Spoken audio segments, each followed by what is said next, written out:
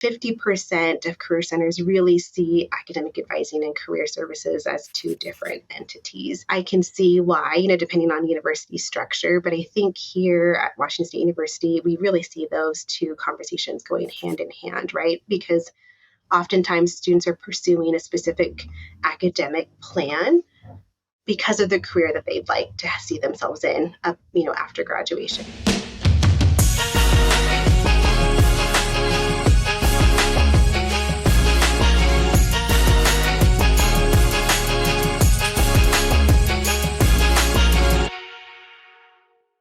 Hey everyone, welcome back to the Career Everywhere podcast.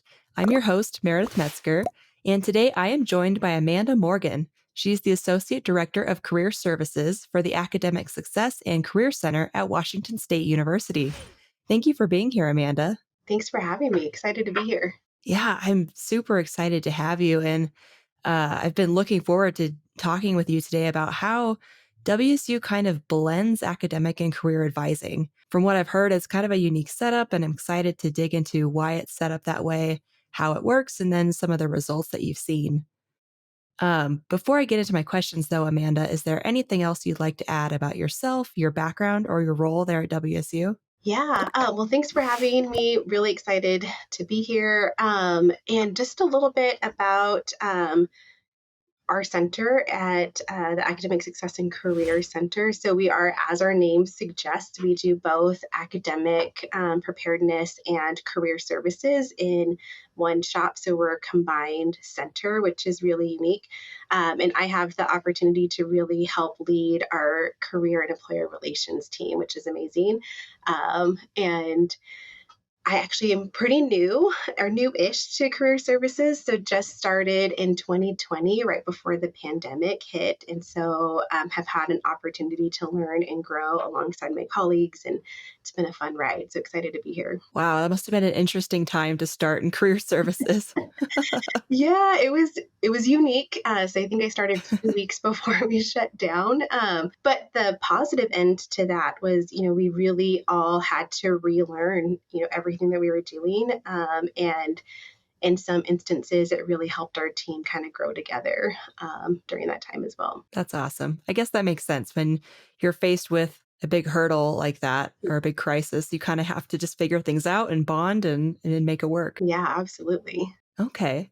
Well, before I get into the more specific questions about our topic today, I want to kick us off with a question I ask all of our guests, and that's, what does career everywhere mean to you? Yeah, I love this question. And I love hearing how others respond to this. And it's always unique, but there's always, an underlying trend here. But for me, career services or career everywhere is really about ensuring that everyone has access to career related tools, resources, and advising. For me, that's really important. We're a small team.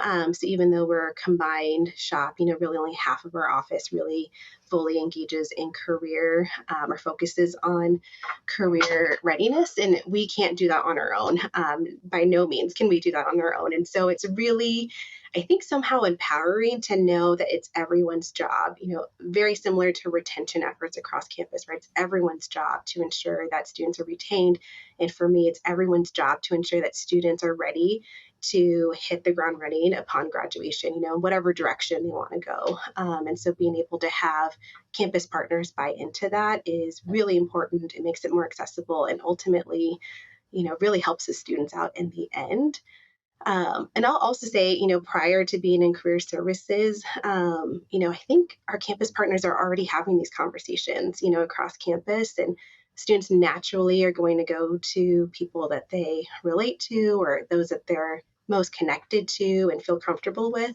So why not give those campus partners the tools to have really, intentional conversations and be that voice on behalf of the Career Center.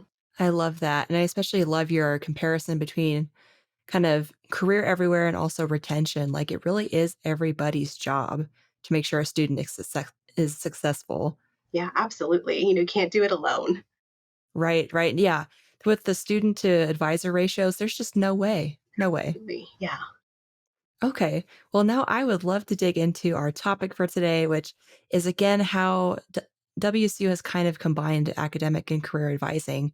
Can you walk me through what that looks like and how it works? Yeah, absolutely. I think to help kind of provide some context, at Washington State University, we do require that all students meet with an academic advisor before they register for classes. And so we've have, hundreds of advisors throughout the Washington State University system who are, engaging with students. And they really are that key person to help students navigate, their academic plan. And then oftentimes they're the team that's really working with students and figuring out like what comes next for students and helping them really obtain their goals beyond Washington State University. And so, advisors are a really important role in the WCU ecosystem, most definitely, and we know that. In our office specifically, all of our career advisors, or career coaches, what we call them, also are academic advisors. So we all pitch in and help with academic advising. We work orientation programs. We, really kind of getting in there with our advising community. In addition to that, we all have a small advising caseload. So, our academic advisors in our office primarily work with students who are still deciding on their major or undecided. We call them exploring students. So, every exploring student who comes into Washington State University, we meet with them at orientation, so their first point of entry. And then they're assigned to someone on our team, so we can really help them think about what comes next for them, and really have helping them combine, what are your future goals and aspirations and how can we help you get there. So oftentimes, it's reverse engineering, their plan, and maybe it's not starting with the major right away, but really helping them work toward their goals. And oftentimes, at least for first year students, it's really helping them understand what their strengths are, what academic aspects they're more drawn towards, and then how they're going to get there. And so we're able to have some really unique and intentional conversations with students and really meet them where they are, by doing that. Okay. So to confirm, is that, and you probably said this, but is it both the career coaches and the academic advisors that meet with those undecided students? So our career coaches are their academic advisors. So they're one and the same, in our office. And, we really, because we're not housed within a university, college, or department, we really get to be that neutral zone for students as they really kind of work out what they want to do. And so, there's no one, who is, I don't want to say pressuring them, but there's no pressure, on our end in terms of which direction they go. We just really ultimately want what's best for them and help point them in the direction that makes sense for them at that moment in time. Gotcha. That makes sense. And it's kind of the best of both worlds for the student because they get the academic advising and then they also have somebody who has that career success like experience. Right. And it's all within one person. That's really cool. Exactly. And it's interesting because, at orientation we don't get to have, really long conversations with students, but when they meet with us during the academic year, we're able to talk to them how, we're also career coaches and can help them beyond just their advising experience, and help them meet their goals after graduation. I think it really starts to click for them, what kind of resource we are. And oftentimes for a lot of our students, they're going to college because they want to figure out what comes next.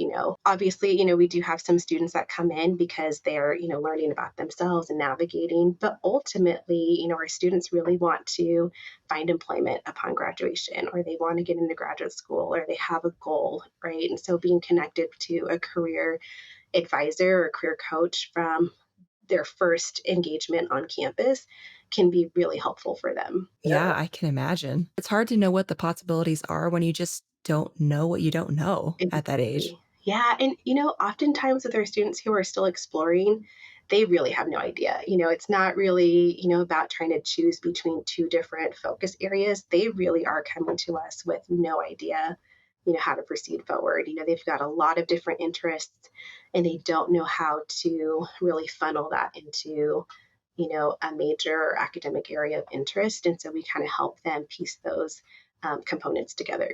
I'm curious, what do those conversations look like? Like, how do you kind of narrow it down or help them figure out how their interests tie to a major? Yeah. So, at orientation, I'll say, anyone who's worked in an orientation program knows, those conversations can be fleeting. They're also, students come to us and they're getting a lot of information from other places. So at that moment in time, we're not spending a ton of time figuring out direction. It's really just onboarding them to the university, getting them some basic academic courses. However, when they meet with us in the fall, we get to have much more intentional conversations. One of the things we do at orientation that really does help this process, though, is we encourage our students to take an exploring and career pathway course that our office facilitates. So it's University 100.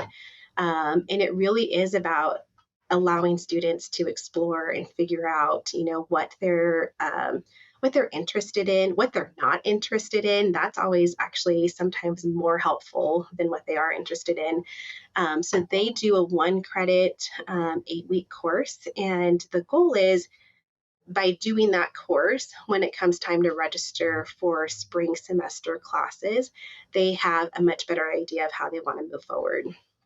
And even if they don't have a particular major figured out at that point, that's okay. There's oftentimes actually most students don't have it figured out by then. They actually do have something narrowed down and they're ready to start exploring some introductory classes in a couple of different areas. So the class is really important. We do highly encourage it. It is optional, so we don't require it by any means.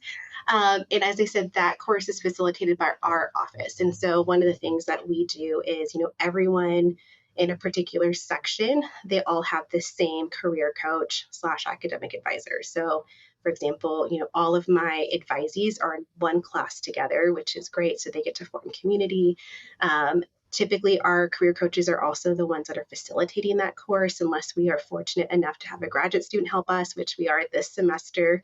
So we do have 2 graduate students helping us facilitate that course this year, or this semester, I should say. But typically, whoever the career coach or advisor is for that particular class, everyone in their class is also their academic advisee. So it allows us to really kind of build a rapport with students. It allows us to really work with them as they're navigating, their future pathway. And it gives them, a sense of community and also Okay. normalizes not knowing what they're going to do. Right. And so that's a big part of it too, is just normalizing like, hey, it's okay. And you're still going to be successful. Right. And you are not the only one who is trying to figure it out. Absolutely. What are some of the things that you all cover in this University 100 course? Yeah, so it's a lot of self exploration at the moment. So we utilize Focus 2 currently. So students will do some self assessments along the way. We have them do an informational interview. We are actually pointing them quite a bit to our uConnect website. And so we do have a whole section on our website that's Explore Career Paths. And we actually built that section with this course in mind. And so, really, wanting to make information digestible to students because, they're overwhelmed. It's a lot to take in, right? It's their first year, it's their first semester on campus. They're not only navigating, what it means to be a scholar, but they're also navigating what it means to be on their own, maybe for the first time, right? Or in a new place, new living environment. And so if we can make those really like seemingly important conversations much more attainable and accessible, that's a win for us, right? And so we try to help them break that content down and make it um, more palatable, for lack of a better term. So they do a lot of, independent research in terms of career clusters and majors. And we also just have a lot of conversations with them about the reality of today's workforce, right? And for many students, we try to emphasize it's not really what you're majoring in but what you're doing with that major. And so if we can take off some of that weight off their shoulders that, this is the most important decision you're ever going to make, that helps them, right? And really giving them the opportunity to think about, what's coming after graduation and really helping them to see that the degree is more important than the major in so many instances, right? And so those skills, those competencies that you're learning, and what are you going to do with those? And oftentimes that really can just see that like weight coming off of them and like, okay, and ultimately, they do need to decide on something. And so sometimes I'm working with a student for up to 3 semesters before they decide what they're going to do. And sometimes they have it figured out in that first semester, and I can offboard them and get them connected to an academic advisor in their college, and they're off running. Okay. Yeah, I was glad you mentioned like the skills and competencies part of it because I was just thinking like that's the important part. It's not necessarily the major, it's the skills that you learn as a part of the major and then how you apply them. Absolutely. And I think for these students, they just, no one's ever told them that, right? And so how would they know what they don't know? And so someone being able to say, like, it's okay, and you can choose a major today and you can change that next semester. Like, it's okay. You're going to change careers multiple times after graduation, right? And so we just want to make sure that you know how to learn, that you know how to problem solve, that you have these good skills underneath you so you can be successful no matter where you go. Yeah. And I was just thinking too, like on that kind of a similar note, you all have the like labor market data, like the labor market insights module on your uConnect platform, right? Absolutely. Yeah. Okay. I'm guessing the students probably use that quite a bit, especially in terms of looking up those top, like most in demand skills, who's hiring for them, what job titles are associated with them, how much they pay, all of that good stuff. That is probably one of our students' most favorite tools when we're able to have them kind of work through that. And I think because it's so interactive, right? Like they really get to sit down and play with things and plug in different scenarios in terms of, job titles, or, where they want to live. It's a good opportunity for us to help them understand cost of living and how salaries for the same exact job are going to be different depending on where they choose to live or where they might be positioned. And being able to give them that real time data is so helpful. Because we can say whatever we're going to say until we're blue in the face, right? But being able to actually show them the data, I think, is really helpful. And sometimes it's having a conversation with a student about, like, oh, my parents really don't want me to go in this direction because they don't think this may be, good financially, a good financial move for me, right? And so we can sit down and talk about, okay, well, what does that mean? And let's pull this up and let's look at what your opportunities could be. The other reason why I really like the labor market insights tool, especially for this population, is I really like to show them the education level needed. Sometimes I'll have, we're a 4-year university. We're not a technical school by any means. Sorry. I don't know if you can hear that. A little No, bit. um, can restart that. But one of my favorite parts of the labor market insights tool, especially for exploring students, is the education level component. Because sometimes I'll have a student come in and ultimately what are your goals? And they might say I want to be an X-ray tech. And I'm like, okay, well, let's talk about what that means, right? And we show them on the labor market insights tool that maybe they don't need a 4-year degree to do that, right? And so for us, it's like, okay, so what is your purpose for being at Washington State University? What's your purpose for being at a 4-year university? And you can still be an X-ray tech. And let's think about some other opportunities for you to pursue that. I apologize. That is really That's loud. okay. I don't know how loud it is on your end, but they're just zooming by.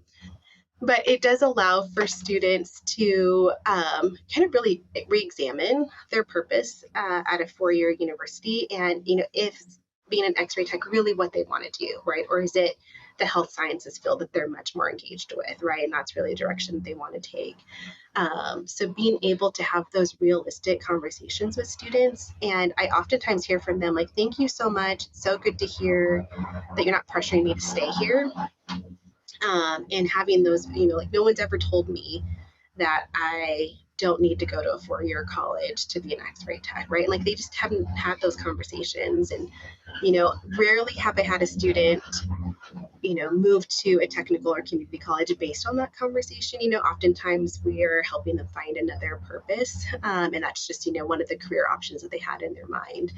But it allows us to be honest and transparent with the student and gives them the tools to make better informed decisions. Okay. Oh, So just like lots of traffic. no, it's a lawnmower. Oh, I'm not quite sure why it's going right now because it's so cold out. I don't think that the maybe they're trying to get to it before the snow hits or something. maybe or That's they're like funny. trying to pick up the leaves. I don't know, but what can do? That's fine. Um, so we've talked about a couple different ways that you all kind of combine and blend the career advising and the academic advising.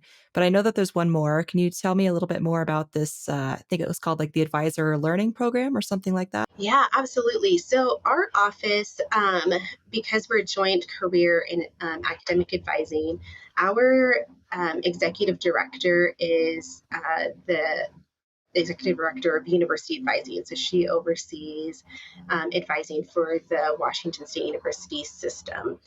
And so we actually have someone on our team whose primary job is to provide curriculum for advisor training and onboarding. And so we're fortunate to have that person in our office on our team. And so we've really been able to partner with that person to provide a series of trainings for academic advisors outside of our office, and provide them the tools and the skill set to be able to have intentional conversations about career readiness, and career development. And so we've had our employer relations team come and talk to advisors about, what employers are looking for. We've also been able to give them just better tools about, just basic, career coaching conversations and how they can incorporate those into academic advising.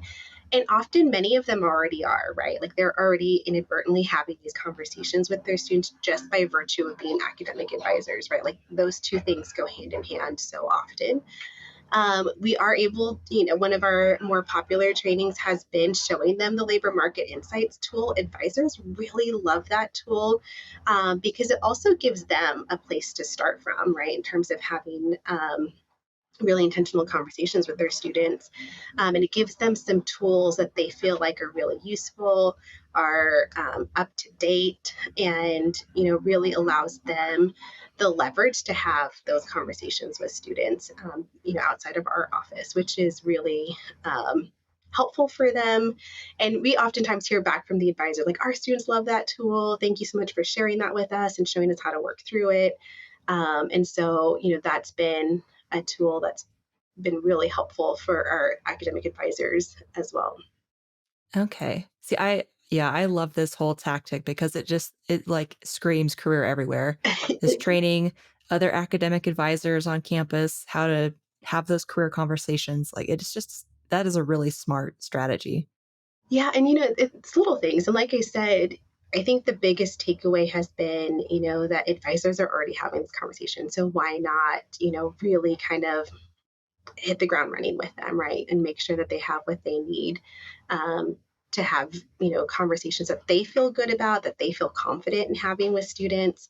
And ultimately, at the end of the day, the student's going to win, if more people that they interact with who are able to give them this information, the better. Right. Yeah, and that's what we're all here for, right? Student Absolutely. success. 100%. Oh, okay. Great. Well, are there any other strategies that you all use to kind of blend the academic advising and career coaching or did we touch on most of them? I think, that's probably our big ones. Honestly, we are constantly engaging with our, academic community, and, we're just a resource for them, generally. And so, those are probably the three that we spend our most time with. Okay, great. So I'm curious, in your opinion, what are the benefits of this sort of joint advising and this blending of academic and career advising? Yeah, I think, naturally these two conversations go hand in hand, right? Academic advising and career readiness. I was just looking at a NACE report this morning, from another meeting, and I want to say it was like 50% of career centers really see academic advising and career services as two different entities.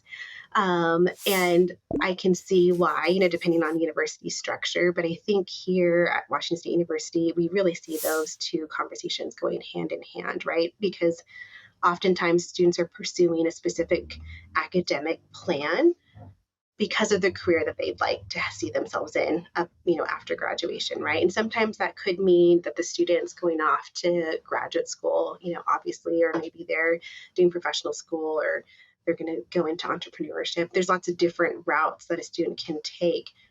But I will say, oftentimes, their academic journey to get there is vitally important. And the person helping them navigate that journey is oftentimes their academic advisor. So, being able to really think of those two things as integrated, and ensuring that our academic advising community has the tools to really be confident in those conversations is really important.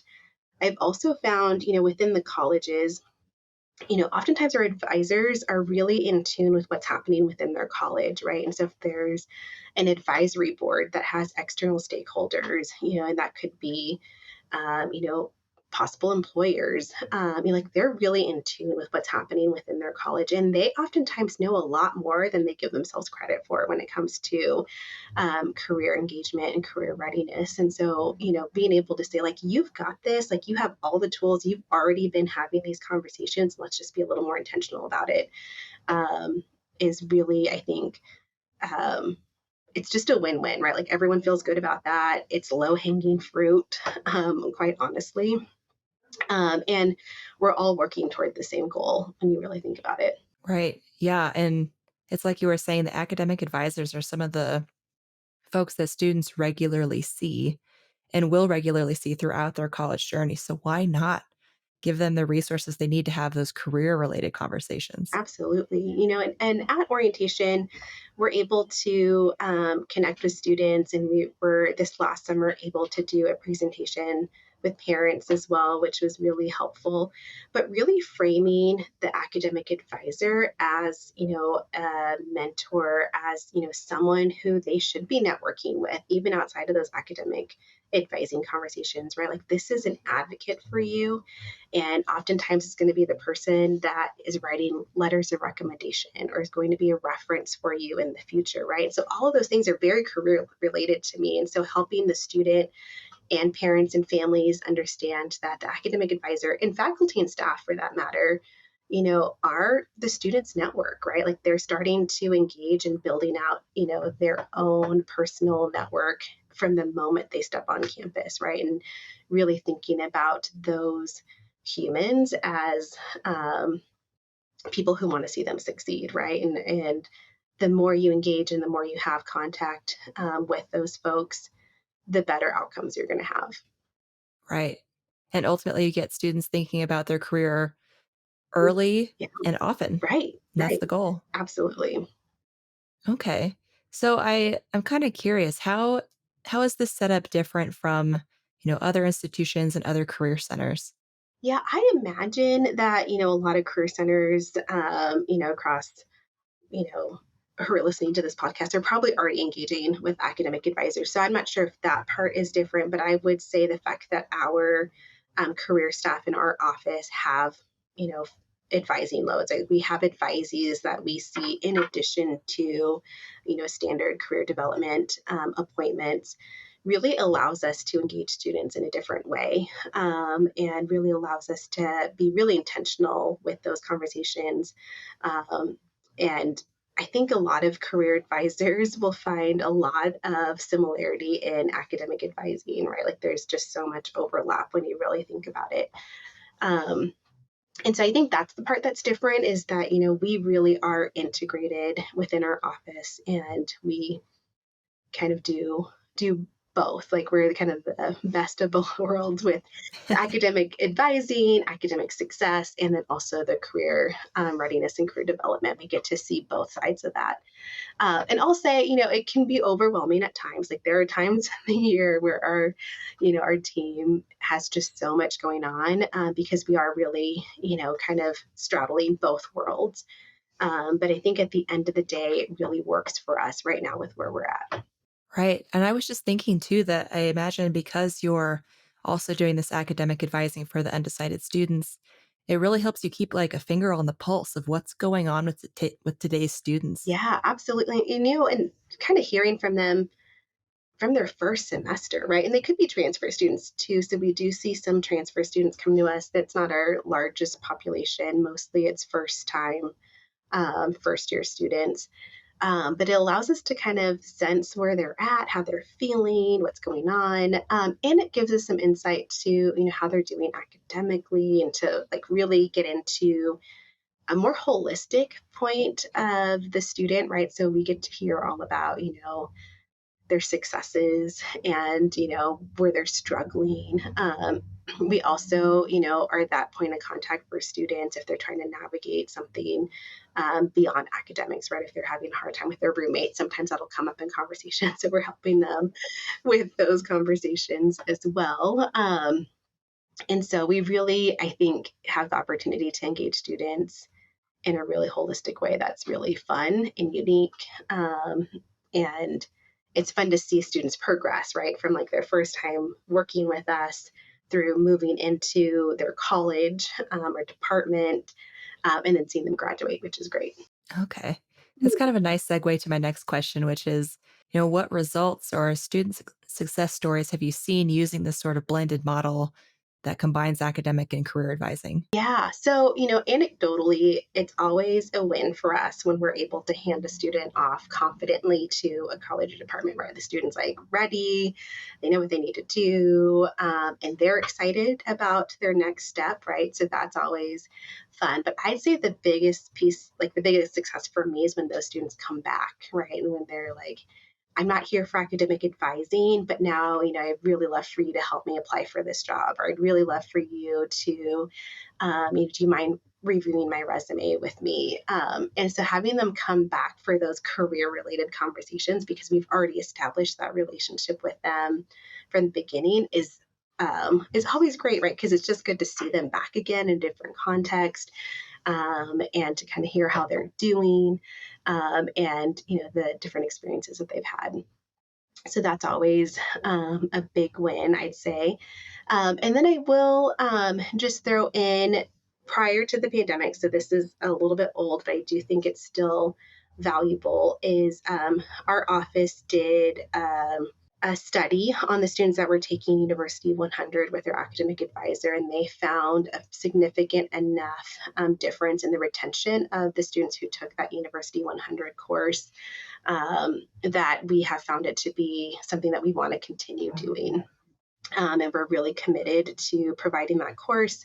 And the big thing for us is ensuring that students are grouped with their academic advisors. Like that was the biggest takeaway from that study, is like students really found that to be helpful. It provided a community, and also gave them, someone that they could tangibly go to, right? And so it really helped them make that connection, as they're transitioning to the university and kind of figuring out what they want to do next. And so um, that's something that we are really proud of and we want to continue doing. Okay. So to clarify it, you found that students who took the University 100 course were more likely to stay at WSU than those who didn't. Correct. Am I Yeah, they had understanding a, that? yes, Okay. sorry, I wasn't clear. They had a higher retention rate than those who that did not. Okay. And so that was a big win for us, and something that we want to continue with. Yeah, I mean, that makes sense. If you're an undecided student and you're still kind of exploring what you want to do, if you have some guidance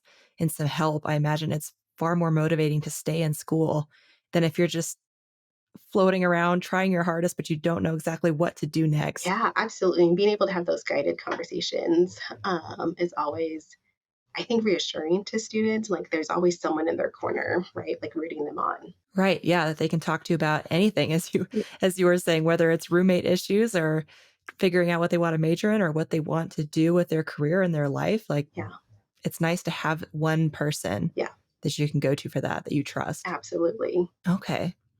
So I'm curious, Amanda, what advice would you have for other career services leaders who want to either work more career guidance into the academic advising process or maybe vice versa? Yeah, I would say, if you haven't already started conversations with your academic advising community, that is 100% the first step. And, I think that you would be pleasantly surprised at how many advisors want to have these conversations, are kind of hungry for this information, and data. And also it gives us as career professionals the opportunity to really like help them be confident in those conversations, right? And so sometimes I think there's this sense that like I can't have those career related conversations because I'm not the career center. um, and so really giving people, I don't want to say permission, but kind of like that permission and excitement about, like, you are already probably doing this. And so let's talk about, how we can be more intentional in these conversations. And maybe it's just a matter of having shared language, right? In terms of career competencies. That could be it. I will also say if you have an advising community, there's probably, a level of training that goes into that. So being able to, be in a newsletter or be in a training series is great. And being able to really bridge those two areas, I think, is probably a lot easier than people think that they would, than that it is. Okay. This it makes me think of a question kind of going back to this joint advising training that you do with the general advisors across campus. Is that a requirement for them or is it optional? How does that work? Yeah, so it's optional. So we don't, like most things, we don't really require a ton of things from our professional staff because we know there's a lot of required components just by virtue of being a staff member. But I will say, we actually have a lot of advisors who are really eager for this information.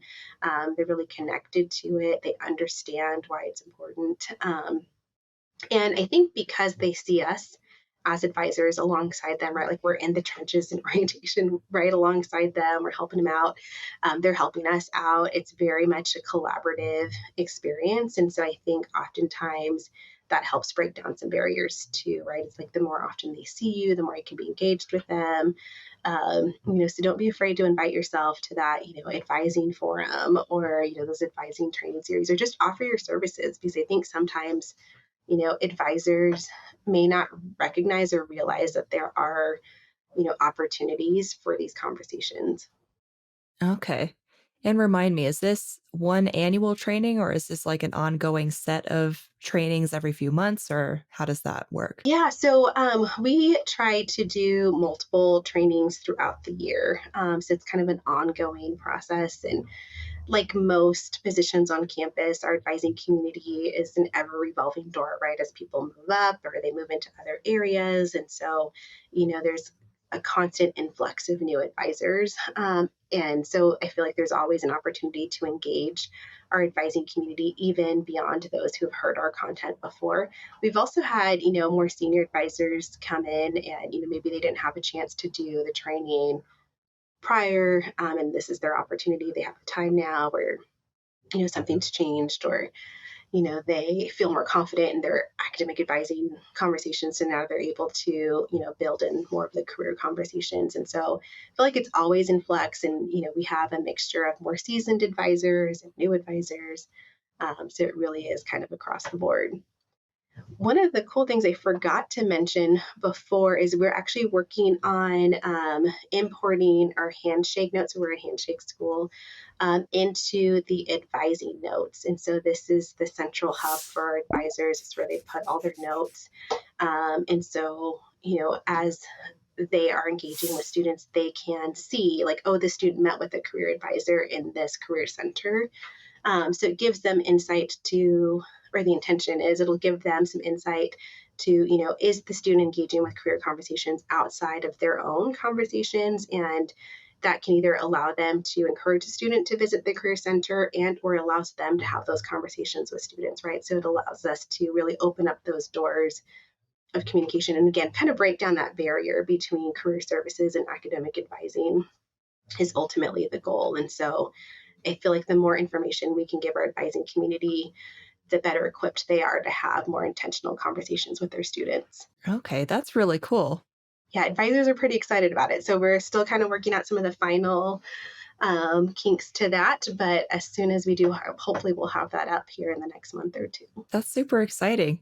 Like again, it's just more of that same like information sharing just so that everybody on campus is involved in the career conversation. Yeah, absolutely. And that's it for us. We're a small office when it comes to career professionals. And so, any any way that we can engage others in helping us is a win.